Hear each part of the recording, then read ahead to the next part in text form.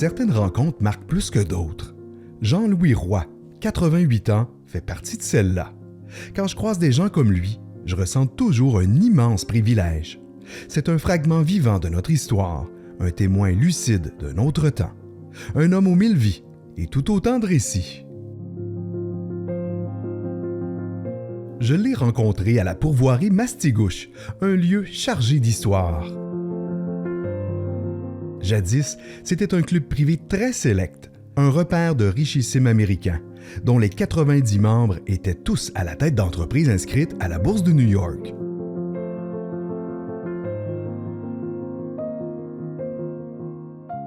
Ici, dans la nature sauvage du Québec, ces magnats venaient chercher le calme, le prestige et les plus belles prises. J'ai commencé à venir ici au Club Mastigouche très jeune parce que mon père et ma mère étaient cuisiniers pour les guides. Je pouvais passer mes étés ici. Ça me donnait la chance de courir sur le trottoir ici puis de rencontrer plein de gens. J'ai vécu ça jusqu'au temps de l'école. Mon père il a trouvé du travail à l'usine locale. Ça a été plus tard que j'ai pu venir ici. Vers 18-19 ans, j'ai commencé à guider. C'était probablement mon espérance de finir comme guide ici à Mastigouche. Quand tu es élevé parmi des guides, parmi des gens qui vivent de la forêt, ton ambition, à un moment donné, est de venir travailler en forêt. Après ça a été des études, puis j'ai abandonné. Je suis revenu plus tard après d'autres expériences de vie, après que je suis marié. J'ai passé 2 ans à Toronto. Puis là, j'en pouvais plus. Je suis revenu par ici pour des salaires complètement différents, tu sais. Mais j'aimais trop la vie, j'aimais trop vivre. Puis après 2 ans, la forêt, ça me manquait, ça, moi, là, la liberté de vivre en forêt.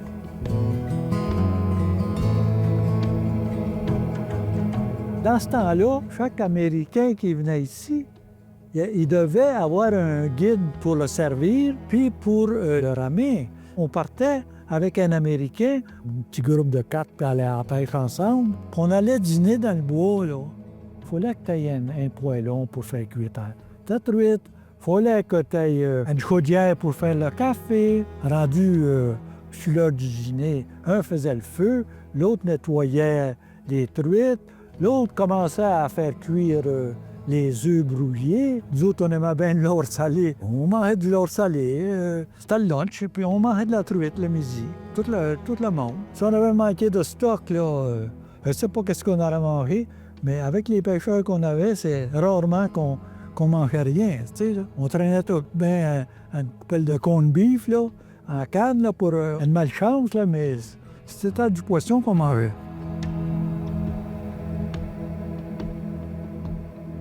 Quand tu travailles et que tu aimes ton travail, on n'appelle pas ça travailler.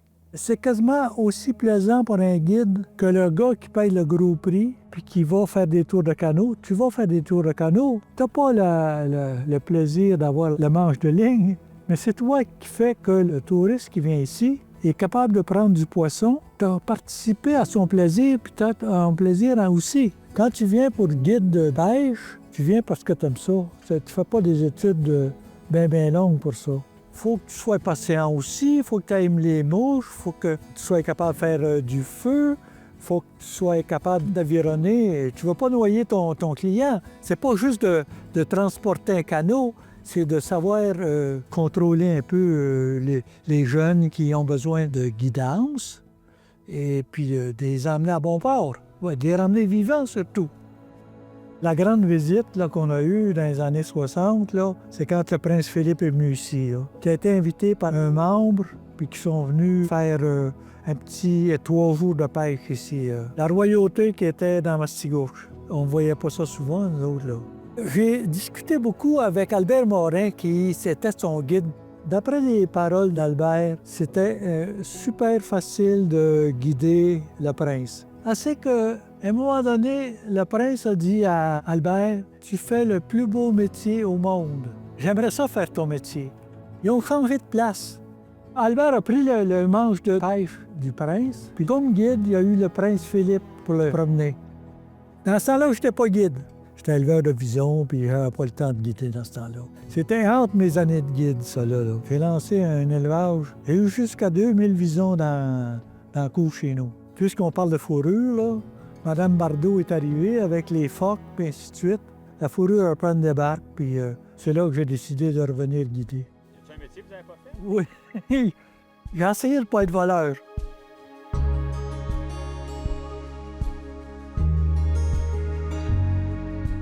Mes années de guidage se sont faites avant 71. Parce qu'en 71, le gouvernement du Québec a mis la hache dans les clubs privés.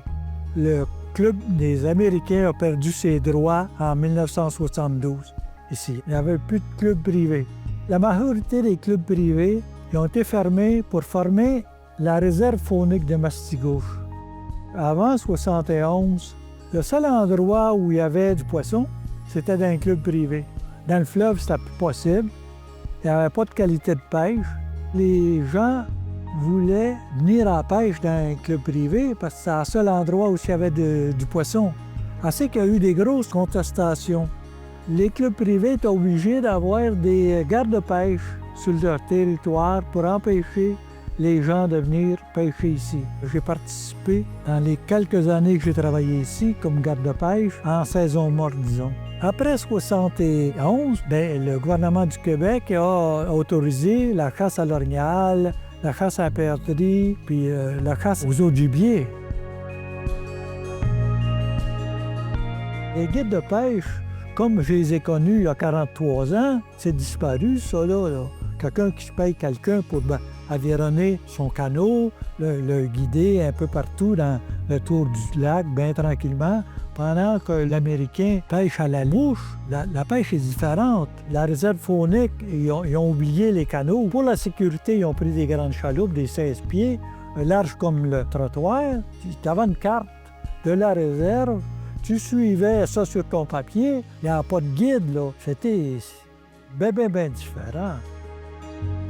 Après 71, 72, c'était une pourvoirie. Le gouvernement a laissé peut-être une quinzaine de lacs ici à la pourvoirie. Les Américains sont venus encore quelques années, mais tu vois qu'ils n'étaient pas capables d'aller dans les anciens lacs qu'ils venaient de perdre, là. Les gens pouvaient partir d'ici pour aller coucher dans des chalets satellites comme le Noël, le Monroe, le Plouffe. Puis de là, ils pouvaient rayonner alentour des lacs. Mais là, ils venaient des perdre. Il y en a qui vont probablement venir encore cette année, la 3e, 4e génération. Mais tu sais, le gros nombre d'Américains ne viennent plus. Ça a été remplacé par des Québécois. Dans le temps des clubs, il y avait très peu de Canadiens qui étaient membres. Quand j'étais guide de pêche, c'était pour les Américains. Ça n'a jamais été pour les touristes québécois. J'ai travaillé pour le club ici. Après ça, j'ai travaillé pour la réserve faunique pendant 26 ans, à partir de 72. J'ai connu la chasse, la pêche, la motoneige, le ski de fond. J'étais gardien de territoire parce que ce qu'ils cherchaient, eux autres, c'était des personnes qui connaissaient le territoire. Puis moi, en ayant travaillé pour Mastigouche, ça m'a donné une chance de trouver du travail au ministère, loisirs, chasse et pêche. Tous les guides fabriquaient ce qu'on appelle une cope, une pièce de bois que tu pends à même un arbre, puis tu creuses ça, puis tu te fais une tasse pour accrocher après ta ceinture. Tu es un lac, tu veux boire de l'eau, c'est facile. Aujourd'hui, la mode, c'est transporter une petite bouteille de plastique, puis il y a de l'eau dedans. Mais dans le temps, toute l'eau partout était bonne. Fait qu'on avait toutes des copes, puis on se servait de ça. Les Américains nous regardaient faire, puis ils disaient « Peux-tu m'en vendre une? » Nous autres, ça nous faisait un petit sideline, c'est là, un petit à côté, là, un petit travail à côté. Tout le monde travaillait le bois ici, là, dans le bois. À un moment donné, la MRC envoie un chasseur de tête à Mandeville. Il dit « Quelle sorte de métier que vous pouvez faire à part que les conventionnels? » Mais quelqu'un dit « Des copes. » C'est quoi ça, de copes? Qui fait ça, des copes? Ben, il y a un gars dans Saint-Charles qui fait des copes encore. Jean-Louis Roy. Fait que le gars est venu chez nous, il m'a questionné, puis il a emmené ça à MRC à Berthier. Ils ont fourni un petit peu d'argent pour que je donne des cours à des jeunes ou des personnes qui étaient intéressées. Puis c'est là qu'il y en a qui sont tombés dans la potion magique, là. Des gosseux, là, par ici, on appelle ça des gosseux, là. Comme la gang qu'on a au village, là. Et ils peuvent vous montrer 100 copes, là. C'est des personnes qui sont passées par mon école. Mais aujourd'hui, ils peuvent battre le professeur. Puis c'est correct, ça, là. C'est correct. Ils continuent. Il y a du monde qui viennent d'un peu partout alentour, puis apprennent à faire des copes.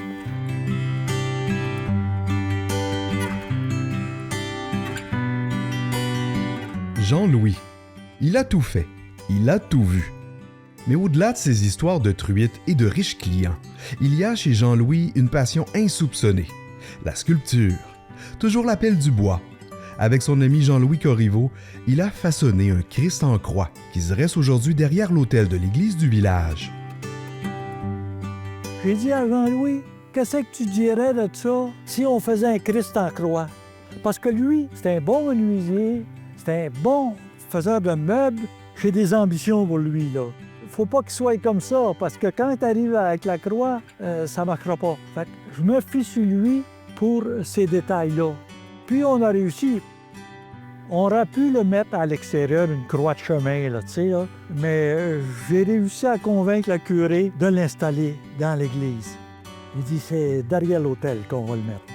Puis quand ils ont monté le Christ en croix, ils ont dit, Jean-Louis, va-t'en chercher des cafés. Parce qu'ils sentaient que j'étais nerveux. Fait que j'ai été chercher du café le temps qu'ils l'ont installé. Les totems, là, c'est quoi ça? Ah, les totems, ça, c'était une bière qui m'a coûté cher. On est à l'hôtel. Puis un gars qui dit moi, j'aimerais ça sculpter un totem. J'ai jamais fait ça. Moi aussi, je pourrais probablement faire un totem. On est avec Kenneth Charbonneau. Kenneth dit moi, je fournis le bois. Ça, c'est déjà pas mal. Fait qu'on a passé 2 ans sur le terrain à Kenneth à gosser ces totems-là. 1 an pour le premier, puis une 2e année pour le 2e. Tu prends la piqûre de la pêche ou de la chasse, aller dans le bois, puis d'être tranquille, juste sentir la bonne odeur de la fumée du foyer. Il n'y a rien pour battre ça. C'est ça qui m'a tenu en vie pendant 88 ans. Puis il ne faut pas lâcher. Tu sais, même s'il y a des mouches, s'il y a des défauts, s'il y a... tu dois marcher loin, même si le lac est dur à travailler, je pense qu'à un moment donné, tu viens pour t'apercevoir que tu es en vie. Et surtout depuis la pandémie, là, les directeurs de pourvoirie peuvent vous le dire, tout le monde veut aller dans le bois, tout le monde veut aller à la pêche, tout le monde veut partir de la ville.